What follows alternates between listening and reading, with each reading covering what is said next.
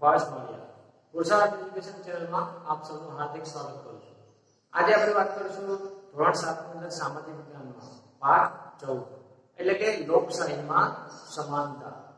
તો આપણે ખ્યાલ છે પ્રમાણે આપણો દેશ એટલે કે ભારત એક લોકશાહી દેશ છે। ભારતે લોકશાહી શાસન પદ્ધતિ અપનાવેલી છે અને આપણા દેશનું જે બંધારણ છે એની અંદર સંસદીય લોકશાહી પ્રણાલી એટલે કે સંસદીય લોકશાહી પદ્ધતિ સ્વીકારેલી છે। હવે આપણા દેશની અંદર વિવિધ ધર્મો, ભાષા, જ્ઞાતિ, બરાબર, જાતિ, આર્થિક અસમાનતા આવી રીતે ઘણી બધી ભિન્નતાઓ, અલગતાઓ જોવા મળે છે। એટલે કે બધાની અંદર સમાનતા જોવા મળતી નથી, છતાં પણ આપણા દેશમાં એટલે કે બધાને સરખા લાભ મળી શકે એના માટે સમાનતાના અધિકારો પણ આપવામાં આવે છે। હવે આપણા દેશનું જે બંધારણ છે તે વિશ્વનું સૌથી મોટું લિખિત બંધારણ છે। એટલે કે એ જે બંધારણ છે તે લેખિત સ્વરૂપમાં છે અને વિશ્વમાં બીજે ક્યાંય આવું મોટું લેખિત બંધારણ જોવા મળતું નથી। હવે એ બંધારણની અંદર એટલે કે જે બંધારણ કરતાઓ છે, હવે બંધારણની ઉપયોગિતા શું? તો આપણા દેશની અંદર બધા લોકો છે, અલગ અલગ જાતિના લોકો રહે છે, અલગ અલગ ધર્મ પાળતા લોકો રહે છે, અલગ અલગ ભાષા, અલગ અલગ બોલીઓ બોલતા લોકો રહે છે, બરાબર। સ્ત્રીઓ, પુરુષો, એમાં અલગ અલગ જાતિઓ, લિંગના આધારે પણ ભેદભાવ જોવા મળે છે। આર્થિક અસમાનતા એટલે ગરીબ જોવા મળે છે, મધ્યમ વર્ગ જોવા મળે છે, પછી એક ઉચ્ચ વર્ગ જોવા મળે છે જે વધારે કમાતા હોય, બરાબર। તો આવી બધી ભિન્નતાઓ, અલગતાઓ જોવા મળે છે, એને ધ્યાનમાં રાખીને બંધારણની રચના કરવામાં આવી છે। એટલે કે બધાને સરખો હક મળે એટલા માટે બંધારણની રચના કરવામાં આવી છે। હવે આપણા દેશને વ્યવસ્થિત રીતે ચલાવવા માટે બંધારણ છે ખૂબ જ જરૂરી છે। જો બંધારણ ન હોય તો આપણો દેશ છે એટલે આમ જો કોઈ પણ દેશ છે બંધારણ વગર ચાલી શકે જ નહીં, બંધારણ હોવું જરૂરી છે। તો એ બંધારણની અંદર કાયદાઓ છે, બરાબર, અમુક અધિકારીઓ છે, અમુક ફરજો છે, એ બધું એમાં લખવામાં આવેલું છે અને એમાં રાખવામાં આવેલું છે, એનું પાલન કરવામાં આવે છે। તો આપણા દેશના જે બંધારણ કરતા હોય છે એટલે કે જેને બંધારણ બનાવ્યું છે એને પણ આપણા દેશના જે લોકો છે એટલે કે ધાર્મિક, સામાજિક અને જે આર્થિક અસમાનતા છે એને ધ્યાનમાં રાખીને બંધારણ બનાવ્યું છે, જેથી કરીને એ બધાને સૌને સમાન હક મળે, બરાબર, એના માટે બંધારણ બનાવવામાં આવ્યું છે, એના માટે અમુક અધિકારો આપવામાં આવ્યા છે। હવે આપણે વાત કરીએ સમાનતા એટલે શું, બરાબર। સમાનતા તો સરખાપણું, સમાનતા એટલે સૌ સમાન, બરાબર, સૌને સમાન હક મળે એના માટે સમાનતા છે એ બંધારણમાં સમાનતાનો અધિકાર આપવામાં આવ્યો છે। હવે આ અધિકાર હેઠળ સૌને પોતાની સંસ્કૃતિ, પોતાની ભાષા, બરાબર, પોતાનો પહેરવેશ, પોતાનો ધર્મ એ બધાની અંગેને સમાનતા, કાયદાની દ્રષ્ટિએ સમાન, આ બધી સમાનતાઓ મળેલી છે। ટૂંકમાં સમાનતા એટલે સરખાપણું, બરાબર, સૌ સમાન। હવે એ જે સમાનતા છે આપણા દેશમાં અલગ અલગ ધર્મ પાળતા લોકો રહે છે, અલગ અલગ જાતિના લોકો રહે છે, બરાબર, અલગ અલગ ભાષા બોલતા લોકો રહે છે, આર્થિક રીતે પણ અલગ અલગ એટલે કે આર્થિક રીતે પણ અસમાનતા જોવા મળે છે। હવે આ બધામાં સરખાપણું કેવી રીતે આવે એ લાવવા માટે જે અધિકાર આપવામાં આવ્યો એટલે કે સમાનતાનો અધિકાર, જેમાં સૌ સમાન। હવે આપણી બુકની અંદર, બરાબર, જે આપેલું છે એમાં જોઈએ તો કાયદાને આધારે સમાનતા, બરાબર, સમાનતામાં પણ અલગ અલગ ભાગ એના વિભાગ પાડવામાં આવે છે। એમાં વાત કરીએ કાયદાને આધારે, તો એમાં કયા કયા વિભાગ છે એમાં જોઈએ તો અલગ અલગ ધર્મની વ્યક્તિઓ હોય એ બધાને સૌ સમાન, એટલે કે એવો ધર્મની અંદર ઊંચ નીચ ભેદભાવ જોવા મળે નહીં કે આ ધર્મ છે તો એ ઊંચો, આ ધર્મ નીચો, એવું નહીં, બધી વ્યક્તિઓ છે તે સમાન। ત્યાર પછી ભાષા કે બોલી, એટલે કે કોઈ પણ ભાષા હોય, કોઈ પણ બોલીઓ બોલતા લોકો રહેતા હોય પણ ભારતનો નાગરિક છે તો સૌ સમાન, એવું નહીં કે હિન્દી બોલે છે, ઇંગ્લિશ બોલે છે તો આવું હિન્દી બોલે છે તો એવું નહીં, બધા સમાન। એ પછી શિક્ષણની દ્રષ્ટિએ પણ તમામ સમાન, એટલે કે ભારતમાં તમામ જે બાળકો છે, તમામ જાતિના, તમામ જ્ઞાતિના બાળકો છે એ શિક્ષણ મેળવી શકે, ભલે તે છોકરો હોય, છોકરી હોય, કોઈ પણ જ્ઞાતિ હોય તો સૌ સમાન શિક્ષણ મેળવી શકે। એ પછી વ્યક્તિ વિકાસ, એટલે કે વ્યક્તિઓના વિકાસ માટે પણ સમાનતા છે, કોઈ પણ વ્યક્તિનો પોતાનો વિકાસ એમાં પણ સમાનતા જોવા મળે છે, એમાં ભેદભાવ નથી। લિંગ એટલે કે જાતિ આધારે સ્ત્રી પુરુષના જે દરજ્જાઓ છે એમાં કોઈ પણ પ્રકારની અસમાનતા નથી, એ બંનેને સમાનતા, એ સ્ત્રી હોય કે પુરુષ હોય બંનેને સમાનતા જોવા મળે છે, સમાન રીતે જે બંનેને જોવામાં આવે છે। ત્યાર પછી વિચારોની અભિવ્યક્તિ, એટલે કે પોતાના વિચાર છે, વ્યક્તિ પોતાનો વિચાર છે એ રજૂ કરી શકે, પોતાનો વિચાર વાણી વ્યક્ત સ્વતંત્રતા આપવામાં આવી છે, પોતાનો વિચાર છે એ ગમે ત્યાં પણ અભિવ્યક્ત કરી શકે એના માટે પણ સ્વતંત્રતા આપવામાં આવી છે। તો એ સિવાય આપણા બુકની અંદર એક પ્રસંગ આપેલો છે, બરાબર, ખરું કહેવાય ને કરે, તો એ પ્રસંગ છે એમાં તમે જુઓ તો જે સમાનતા આપવામાં આવી છે એના ઉદાહરણ આપવામાં આવે છે, બરાબર। તો આપણે પણ એક જોઈએ તો ત્રણ વ્યક્તિઓ રેસમાં દોડે છે, એક વ્યક્તિને સાયકલ આપવામાં આવે, એક વ્યક્તિને મોટરસાયકલ આપવામાં આવે, અને એક વ્યક્તિને કાર આપવામાં આવે. તો આમ ત્રણ વ્યક્તિઓ છે. હવે એ ત્રણ વ્યક્તિઓને રેસમાં દોડાવવામાં આવે. તો એ સમાનતા થઈ નહીં, કારણ કે સમાનતા ન થઈ શકે ને, કારણ કે એ ત્રણેયની અલગ અલગ કેપેસિટી છે. હા, એ ત્રણ વ્યક્તિઓ છે, કાં તો ત્રણેયને સાયકલ આપવામાં આવે, કાં તો ત્રણેયને મોટરસાયકલ આપવામાં આવે, અને કાં તો ત્રણેયને કાર આપવામાં આવે, તો સમાનતા થઈ કહેવાય. બરાબર? બાકી આ ત્રણેયને એકને સાયકલ, એકને મોટરસાયકલ, એકને મોટર એટલે કે કાર આપવામાં આવે, તો એ સમાનતા ન કહેવાય. કારણ કે એમાં તો કાર વાળો છે એ જ જીતવાનો છે રેસમાં, કારણ કે એની સ્પીડ વધારે હોય, તો એ સમાનતા ન કહેવાય. તો આપણા દેશની અંદર પણ ઘણા બધા લોકો છે, ઘણા બધા ભેદભાવને ધ્યાનમાં રાખીને, એટલે કે ઘણા બધા ભેદભાવો જોવા મળે છે. એમાં આર્થિક ભેદભાવો જોવા મળે છે, ધાર્મિક ભેદભાવો જોવા મળે છે, લિંગ આધારિત ભેદભાવો જોવા મળે છે. તો આ બધી જે ભિન્નતા જોવા મળે છે, એ ભિન્નતાને ધ્યાનમાં રાખીને સરકાર છે, એટલે કે બંધારણમાં પણ સૌને સમાનતા મળે. એ ચિત્રમાં તમે જોવો તો એમાં સમાનતા અને ન્યાય બંને આપવામાં આવ્યા છે. હવે એમની અંદર એટલે કે સમાનતા છે, તો જે સહાય આપવામાં આવે એ સહાયનો યોગ્ય અમલ આવે, એ સહાય યોગ્ય વ્યક્તિને મળે, એટલે કે એને ન્યાય મળે, તો એ સમાનતા છે, એ સાચી સમાનતા કહેવાય. આમ જોઈએ તો દરેક વ્યક્તિઓ છે એને સમાનતાનો અધિકાર મળેલો છે, એટલે કે દરેક વ્યક્તિઓ છે એ પ્રમાણે આપવામાં આવે સરકાર દ્વારા અમુક યોજનાઓનો લાભ. બરાબર? મધ્યમ વર્ગની હોય તો એને થોડી ઓછી યોજનાઓનો લાભ આપવામાં આવે. બંને બધા લેવલમાં રહે, બધા સમાનતા રહે, એટલા માટે સરકાર છે હંમેશા પ્રયત્ન કરતી હોય છે. અને સરકાર દ્વારા બરાબર એ જે આર્થિક અસમાનતા જોવા મળે છે, એ આર્થિક અસમાનતા દૂર થાય અને લોકો છે આર્થિક રીતે સમૃદ્ધ બને, એના માટે ઘણી ખરી યોજનાઓ પણ અમલમાં મૂકવામાં આવતી હોય છે. હવે એ જે આર્થિક અસમાનતા છે એ દૂર કરવા માટે સરકાર ઘણી બધી યોજનાઓ લાભમાં મૂકતી હોય છે. અત્યારે જે લોકડાઉન છે, બરાબર, એના જે તમામને ફ્રીમાં રાશન, ગેસ આ બધી યોજનાઓ આપવામાં આવે છે, તો એ સરકાર દ્વારા સમાનતા રહે, બરાબર, એ પણ એનો ભાગ કહી શકાય. અને એમાં ઘણી વખત આવી જે સમાનતાઓ છે એનો વિરોધ પણ થતો હોય છે, બરાબર, પણ આપણે સૌએ આપણી ફરજ છે કે સમાનતા, જો ક્યાંય સમાનતાનું ઉલ્લંઘન થતું હોય ભ્રષ્ટાચારના કારણે, તો આપણે સૌએ અવાજ ઉઠાવવો જોઈએ અને એનો વિરોધ કરવો જોઈએ, જેથી કરીને ગરીબ લોકો છે એને પણ યોગ્ય પોતાનું જે કંઈ એમને મળતું હોય સરકાર દ્વારા જે સહાય મળતી હોય એ મળી શકે. તો આ રીતે આપણા દેશની અંદર જે સમાનતા છે, બરાબર, એ જોવા મળે છે. અને સમાનતા છે એ સરકાર દ્વારા જે અમલ મૂકવામાં આવે છે, તો એનો ખરો અમલ થાય તો જે સમાનતા છે તે સાચી સમાનતા કહી શકાય. હવે ત્યાર પછી વાત કરીએ સમાનતાની અંદર મતાધિકારની સમાનતા. આપણો દેશ લોકશાહી શાસન પદ્ધતિ આપણે સ્વીકારેલી છે, તો આપણા દેશનો દરેક એટલે કે ભારતનો દરેક નાગરિક જે 18 વર્ષથી ઉપરનો નાગરિક હોય તો એ પોતાનું મતદાન છે, એટલે કે પોતે મત આપી શકે અને મતદાન કરી શકે. હવે આપણા દેશની અંદર ચૂંટણી વ્યવસ્થા શું કરવામાં, એટલે કે આપણા દેશની અંદર ગામડાની પંચાયતથી ગ્રામ પંચાયતથી લઈ અને જે વડાપ્રધાન એટલે સંસદ સુધીની ચૂંટણીઓ થાય છે, અને ચૂંટણીઓમાં 18 વર્ષથી ઉપરની વ્યક્તિ હોય તે પોતાનો મતદાન એટલે કે પોતાનો મત આપે છે. હવે એ પોતાનો મત છે, હવે મતદાનની અંદર એવું નહીં કે આ ધર્મની વ્યક્તિ છે એ જ મત આપી શકે, આ ધર્મ ન આપી શકે, આ જાતિને એટલે કે સ્ત્રીઓ જ આપી પુરુષો જ આપી શકે, સ્ત્રીઓ ના આપી શકે, એવો કોઈ પણ પ્રકારનું ભેદભાવ નથી. એમાં સમાનતા છે. મતાધિકારની સમાનતા એટલે કે એ જ કે મતલબ 18 વર્ષથી ઉપરનો તમામ ભારતના નાગરિક હોય એ પોતાનો મત છે એ આપી શકે, બરાબર. હવે એમાં ભાઈને મત આપવા માટે કોઈ બાંધછોડ કરતા હોય, બરાબર, અથવા તો મત આપવા માટે કોઈ ફોર્સ કરતા હોય, અથવા તો એ મત આપવા માટે કોઈને લાલચ આપતો હોય, તો એ જે મતદાર આપતો હોય એટલે કે જે મતદાર છે તે પોતાનો અવાજ ઉઠાવી શકે અને સરકારને ફરિયાદ કરી શકે, ન્યાય અદાલતમાં પણ ફરિયાદ કરી શકે. અને એવું ન થાય એના માટે પણ સરકાર છે એટલે કે સરકાર છે એના દ્વારા અમુક યોજનાઓ છે અમલમાં મૂકવામાં આવી હોય, જેથી કરીને દરેક મતદાર છે એ જાગૃત બને અને પોતાનો યોગ્ય મત છે, પોતાનો કિંમતી મત છે એ પોતાની જે યોગ્ય એના જે ઉમેદવાર હોય, જે ઉમેદવાર ઈચ્છતા હોય એમને મત આપે. એના માટે સરકાર દ્વારા પણ જાગૃતિના કાર્યક્રમ ચલાવવામાં આવતા હોય છે. હવે મતદાર છે એમાં કોઈ પણ જાતિ, કોઈ પણ ધર્મ, કોઈ પણ જ્ઞાતિ, કોઈ પણ ભાષા બોલતો, બરાબર, સ્ત્રી હોય પુરુષ હોય, કોઈ પણ વ્યક્તિ હોય એ સમાન મત આપી શકે. મતની વેલ્યુ સમાન છે. એવું નહીં કે આ ધર્મનો વ્યક્તિ છે એનો મત કિંમતી છે, આ ધર્મનો વ્યક્તિ છે એનો મત કિંમતી નથી, એવું નહીં, બરાબર. બધાના મત તમામના મત છે એ કિંમતી છે અને પોતાના મત દ્વારા એ સરકાર છે એ બનાવતા હોય છે. જે આપણા દેશની અંદર લોકશાહી છે એમાં પણ ચૂંટણી વ્યવસ્થા સ્વીકારેલી છે, તો એની અંદર ચૂંટણીઓ દ્વારા દર 5 વર્ષે જે નાની મોટી ચૂંટણીઓ કરવામાં આવે છે એ ચૂંટણીઓમાં જે પોતાનો મતદાર એટલે કે મતદાર છે એ પોતાનો મત આપીને ચૂંટણીઓ આપતો હોય, એટલે કે પોતાનો ઉમેદવાર છે એ ચૂંટતા હોય છે. એમાં પણ એને સ્વતંત્રતા મળેલી છે. એમનું શોષણ થાય તો એના વિરુદ્ધ અદાલતમાં કે જે એનું માંગવું હોય, બરાબર, એ સમિતિ હોય ત્યાં જઈને ફરિયાદ કરી શકતા હોય છે.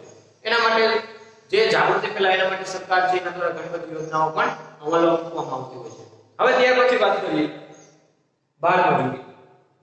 તો આપણા દેશની અંદર બરાબર બાળ મજૂરી એટલે કે ઘણી ખરી એવું શું થતું હોય કે મજૂર છે તો એમને કોઈ મોટો મજૂર રાખવો હોય બરાબર અથવા તો કોઈ શેઠ છે એમને મોટો મજૂર રાખવો હોય તો એમને મહેનતાણું એટલે કે એમને જે વેતન છે વધારે આપવું પડે. હવે વધારે વેતન ન આપવું પડે એટલા માટે શું કરે છે પોતાની જગ્યાએ જે એવું કામ હોય કે બાળકો કરી શકે બરાબર તો એ જગ્યાએ બાળકોને રાખી દે. જેમ કે લારીઓ છે, અમુક વેચાણ છે બરાબર, એ સિવાય ચાની દુકાનો છે. તો આ ઘણી ખરી જગ્યાએ તમે નાના બાળકોને કામ કરતા જોયા હશે બરાબર. પણ હવે એના કાયદો બની ગયો છે એટલા માટે હવે ધીરે ધીરે તે ઓછું થતું જોવા મળે છે અને એ સારી બાબત છે.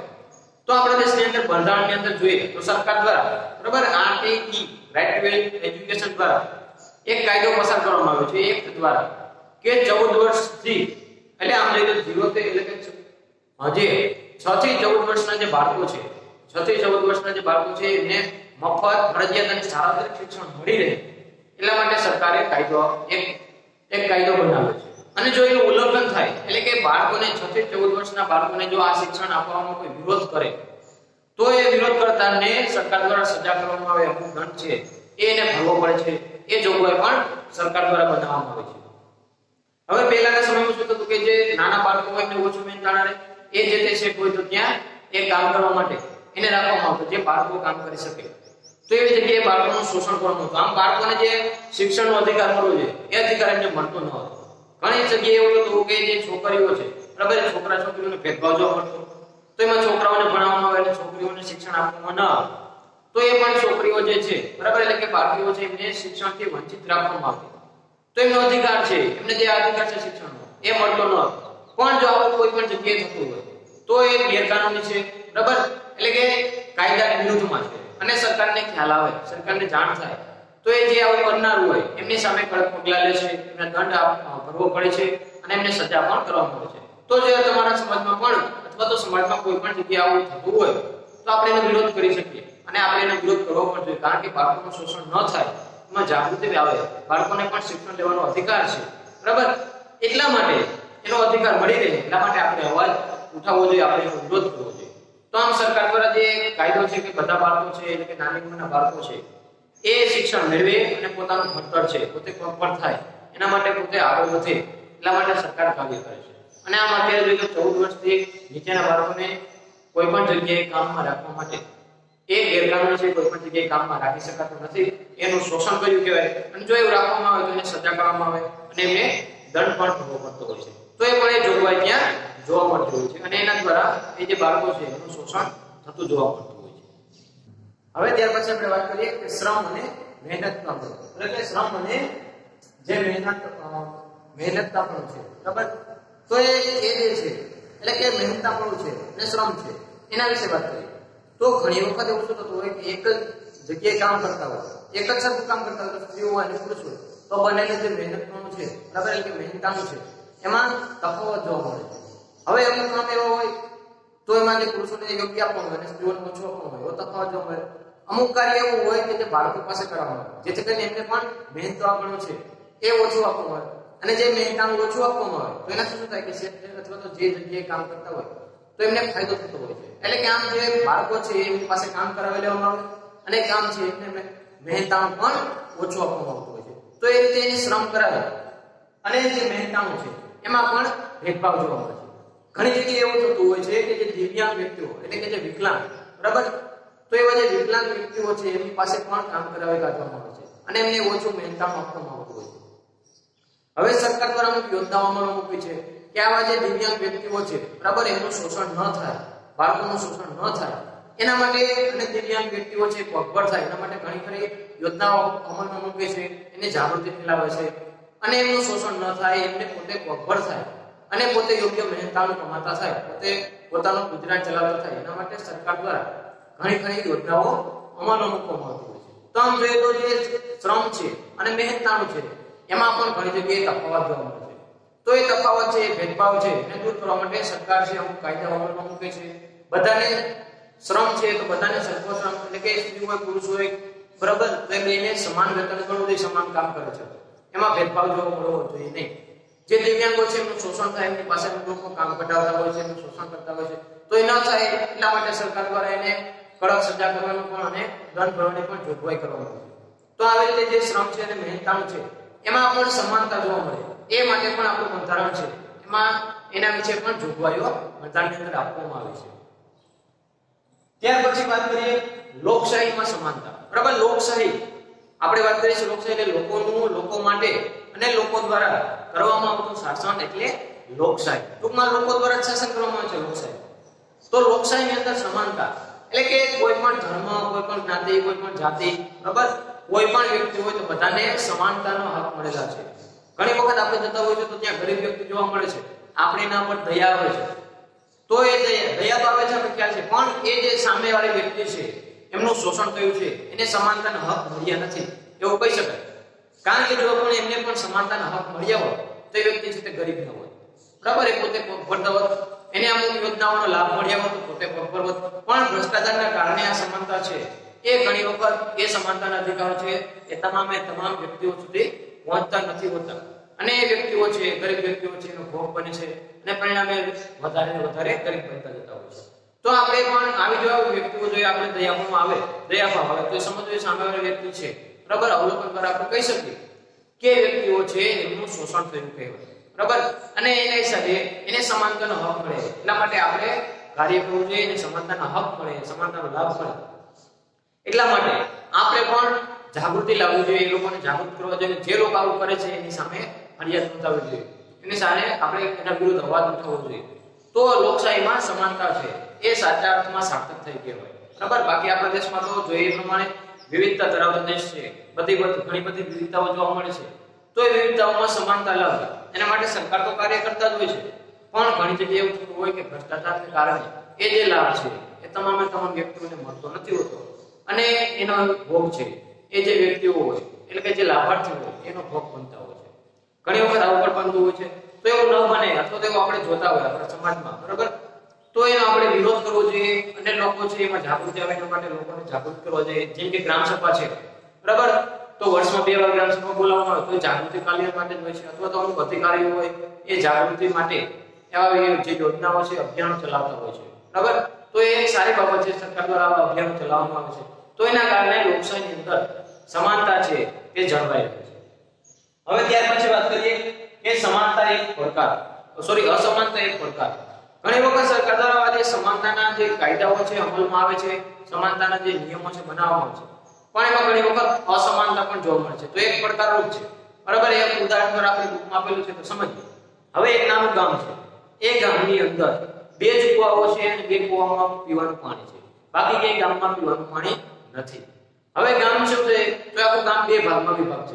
એક ભાગ છે એ આ બાજુના કુવામાં પાણી પીવા જાય છે, એક ભાગ આ બાજુના કુવામાં પાણી ભરવા માટે જાય છે. હવે અમુક સમય સુધી તે ચાલે છે, પણ એક સમય એવો આવે છે કે એક કુવામાં પાણી છે એ ફૂટી જાય છે. હવે પાણી ફૂટી ગયું તો એને સાથે શું થયું કે જે એક કુવામાં જે ગામના લોકો પાણી ભરવા જતા એ બધા શું થયા, પાણી વિના થઈ ગયા, એને પાણી મળતું નહીં. કારણ કે કુવામાંથી પાણી આવતું હોય, કુવો તો ખાલી થઈ ગયો. બીજો કુવો છે એમાં પાણી છે અને ત્યાંના લોકો એ વિભાગના પાણી ભરે છે, પણ આ વિભાગના લોકો છે એમને ત્યાં પાણી ભરી દેવામાં આવતું નથી. કારણ કે એ લોકો એમ વિચારે કે જો એને પણ પાણી આપણે આ કુવામાંથી આપશું તો આ કુવાનું પાણી પણ ખલાસ થઈ જશે અને આપણે જે પાણી મળે છે એ નહીં મળે. તો મિત્રો શું થયું, અસમાનતા કહેવાય? ન કહેવાય ને. કારણ કે એક ગામ છે તો એ ગામનો એક જ કુવો હોય અથવા તો 2 કુવા હોય કે 4 કુવા હોય તો બધાને એમાં સમાન હક છે, બરાબર. હવે માનો કે એમાં એક જ કુવો રહે તો એક કુવામાંથી બધાને પાણી મળવું જોઈએ. એવું નહીં કે આ વિભાગ છે તો એનો કઈ ખાતે ખડો હતો, બરાબર, એવું તો નથી. તો એને પણ પાણી મળવું જોઈએ. આમ સરકાર દ્વારા પણ ઘણી યોજનાઓ અમલમાં આવતી હોય છે. તેમાંથી શું થાય કે અમુક યોજનાઓ છે, અમુક લાભ છે એ પૂરતો થઈ જાય તો એને અમુક વિભાગ છે એમની અંદર સામેલ કરવામાં આવતો નથી. પરિણામે એ લાભાર્થી છે એનાથી વંચિત રહી જાય છે, એમને પૂરો અધિકાર મળતો નથી, બરાબર. જેમ કે જોઈએ કે તો અમુક જે વ્યક્તિગત પ્રસંગોમાં એટલે કે વરઘોડો છે, બરાબર, મંદિરો છે, મસ્જિદો છે, એમના જે લાઉડ સ્પીકરો છે એમના લીધે પણ ઘણા બધા વિવાદો થતા હોય છે. હવે આ વિવાદો છે એક પ્રકારના પડકાર છે. તો આપણે સૌ એ વિવાદો છે એટલે કે લોકો છે એને સમજાવવા જોઈએ, એ લોકોમાં જાગૃતિ આવે એના માટે કાર્ય કરવા જોઈએ. અંદરો અંદર વિવાદો ન થાય, અંદરો અંદર ઝઘડાઓ ન થાય એના માટે આપણે એને સમજાવવા જોઈએ. એ આપણી એક ફરજ છે. બરાબર, અને એના માટે આપણે કાર્ય કરવું જોઈએ, એ લોકો છે એ સમજે અને સૌ સાથે હળીમળીને રહે, એ આપણું બંધારણ છે, એમની અંદર લખેલું છે. અને જે લોકશાહીમાં સમાનતા એટલે કે ભારતની અંદર લોકો છે બધા સમાન રીતે રહે, બધાને સમાનતાના હક મળતા રહે, બધા સમાન કાયદાઓ છે, સમાન લાભો છે એ મેળવતા થાય, બરાબર, એના માટે સરકાર કાર્ય કરતા હોય છે. અને ઘણી ખરી જગ્યાએ એનો ઉલ્લંઘન પણ થતું હોય છે, તો એના સજા પણ કરવામાં આવતી હોય છે. અને જો આપણે જોઈએ કે અહીંયા જે સમાનતાનો હક છે એનો ભંગ થાય છે, તો આપણે એના વિરુદ્ધ કાર્ય કરવું જોઈએ, એમનો આપણે વિરોધ કરવો જોઈએ, બરાબર, અને લોકોમાં જાગૃતિ ફેલાય એના માટે કાર્ય કરવું જોઈએ. તો એ જે આપણું આ ચેપ્ટર છે કે લોકશાહીમાં સમાનતા, બરાબર, એ ચેપ્ટર છે અહીં પૂર્ણ થાય છે. અને એવું જાણું છું કે હવે તમે લોકશાહીની અંદર જે સમાનતાના હક છે એ બધા હકો છે એમના વિશે તમે સરળતાથી સમજી ગયા. Thank you.